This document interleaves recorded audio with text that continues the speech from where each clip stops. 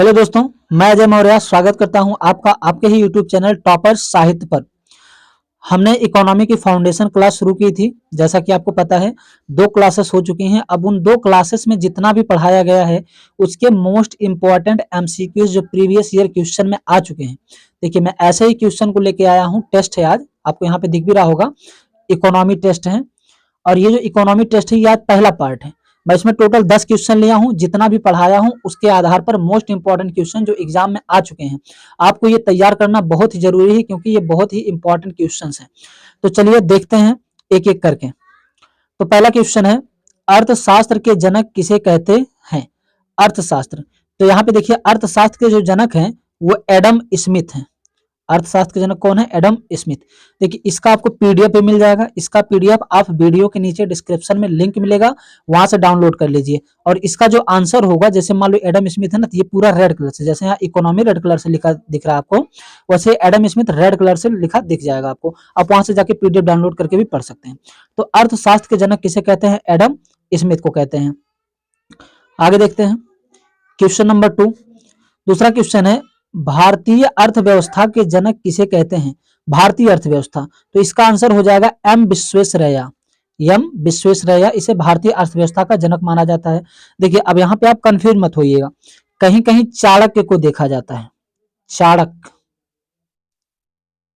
कहीं कहीं पे चाणक्य मिल जाता है, तो ध्यान दीजिएगा। भारतीय अर्थव्यवस्था, अर्थव्यवस्था नाम की एक पुस्तक है, उस पुस्तक को इन्होंने लिखा था। चाणक्य ने अर्थव्यवस्था नाम की एक पुस्तक लिखा था, इसलिए उस पुस्तक के हिसाब से इनको अर्थव्यवस्था का जनक माना जाता है। लेकिन जो एग्जाम लेने वाली संस्थाएं हैं वहां पे जो ऑप्शन सही होता है वो एम विश्वेश्वरैया होता है।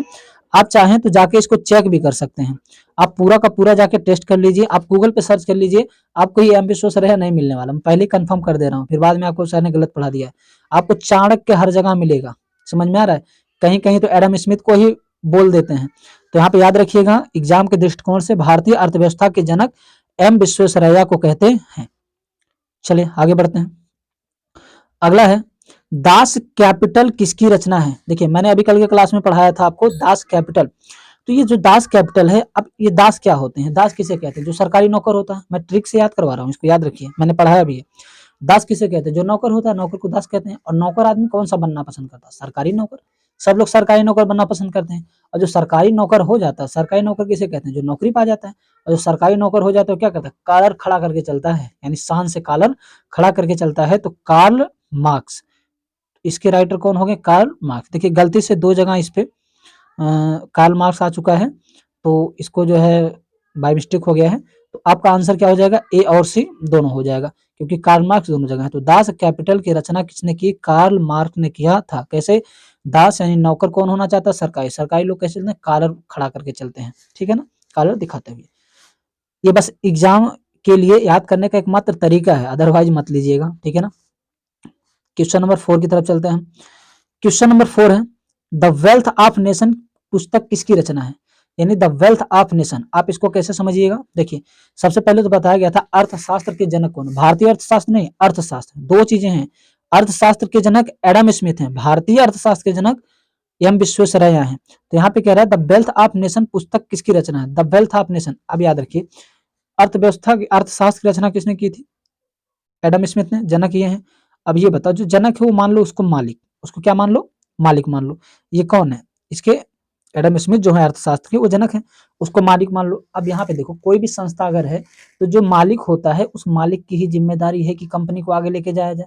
तो मालिक ही मेन होता है, उसी का जिम्मेदारी होता है कि इसको समृद्ध बनाया जाए, जिस कंपनी को उसको समृद्ध यानी धनी बनाया जाए। तो यहाँ पे क्या लिखा है? The wealth of nation. Nation मतलब राष्ट्र, वेल्थ में समृद्ध। राष्ट्र को समृद्ध बनाने वाली जो पुस्तक लिखी थी, किसने लिखी थी? Adam Smith. क्योंकि जनक भी यही है, तो राष्ट्र को समृद्ध भी कौन बनाएगा? एडम स्मिथ ही बनाएंगे। ये एकमात्र याद करने का तरीका है। ओके, तो चलिए क्वेश्चन नंबर 5 की तरफ चलते हैं।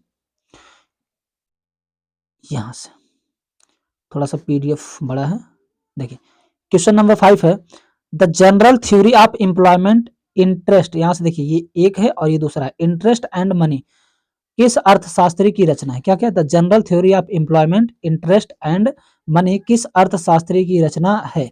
ये आपको उन्होंने बताया था, तीसरे में लास्ट में जाता है, किसमें? मिश्रित अर्थव्यवस्था में ये आता है। और मिश्रित अर्थव्यवस्था में इसकी रचना किसने की थी? जॉन मिनॉर्ड कीन्स ने। किसने की थी? जॉन मेनॉर्ड कीन्स ने। तो आपका ये A option is the right option हो जाएगा, जॉन मेनॉर्ड कीन्स ने इसकी रचना की थी। कोई दिक्कत है इसमें? इसको मैंने याद करने का तरीका भी बताया था।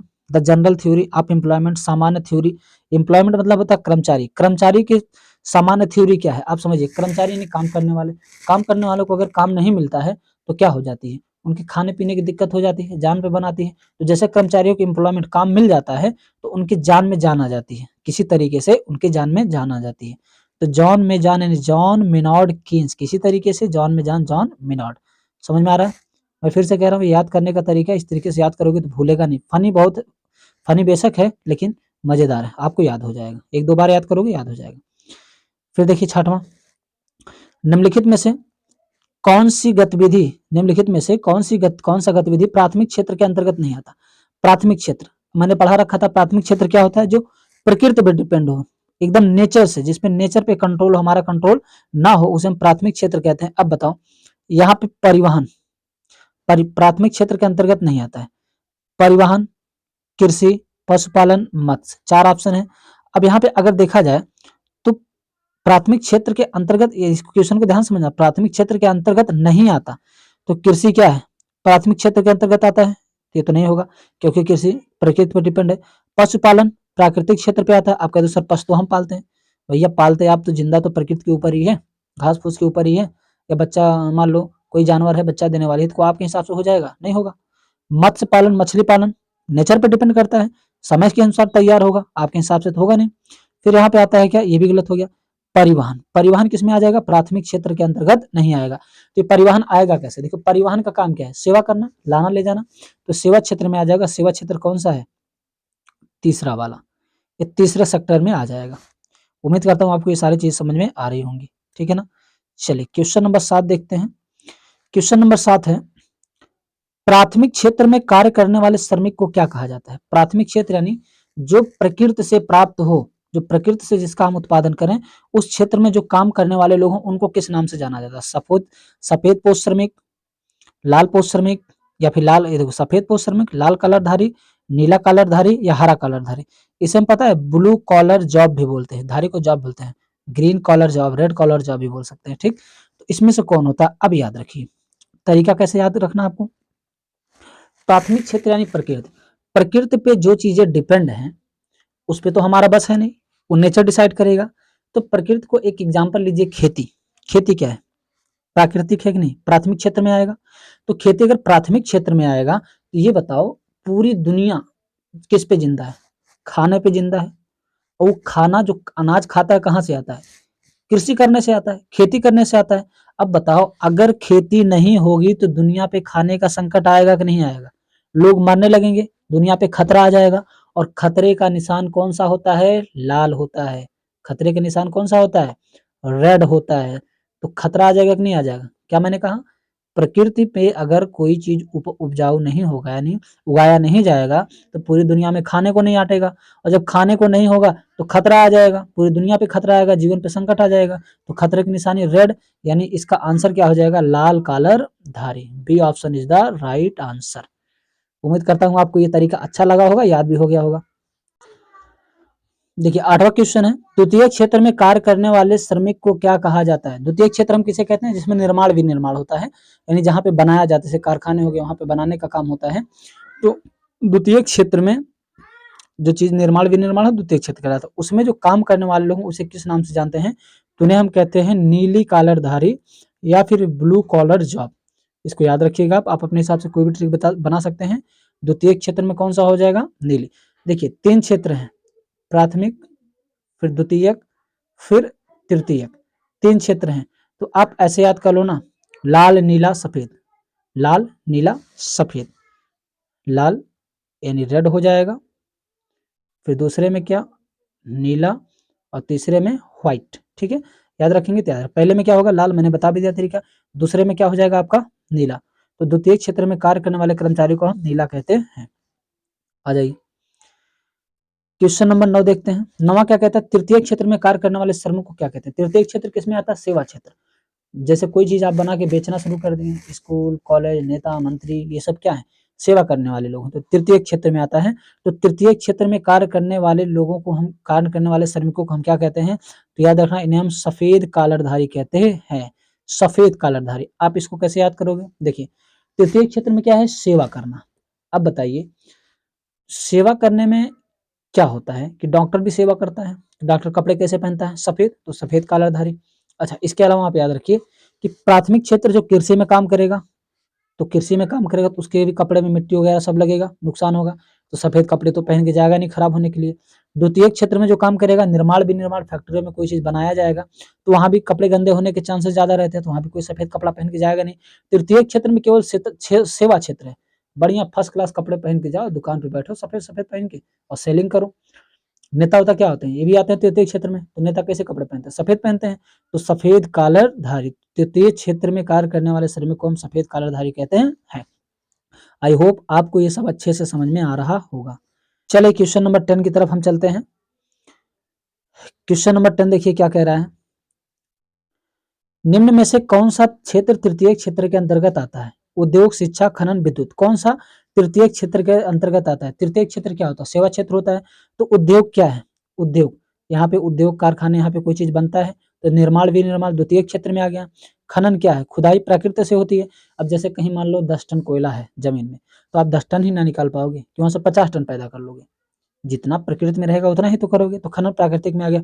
विद्युत क्या है, निर्माण विनिर्माण है, इसका उत्पादन किया जाता है, अब प्रकृति से थोड़ी विद्युत मिलता है, विद्युत तो हम लोग बनाते हैं ना, तो निर्माण करते द्वितीय क्षेत्र में। शिक्षा क्या है, शिक्षा सेवा क्षेत्र है, ये सेवा करती है आपकी, तो सेवा मतलब जैसे टीचर पढ़ाता है तो आपकी सेवा ही तो कर रहा है, तो तृतीय क्षेत्र में आता है, तो इसका आंसर क्या हो जाएगा, शिक्षा।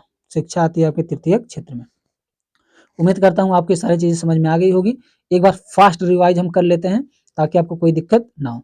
देखिए पहला क्या, अर्थशास्त्र के जनक किसे कहते हैं, अर्थशास्त्र के जनक, मैं यहाँ पे छोटा कर दूं ताकि कोई दिक्कत ना हो, कई क्वेश्चन एक साथ में हो जाए, ठीक।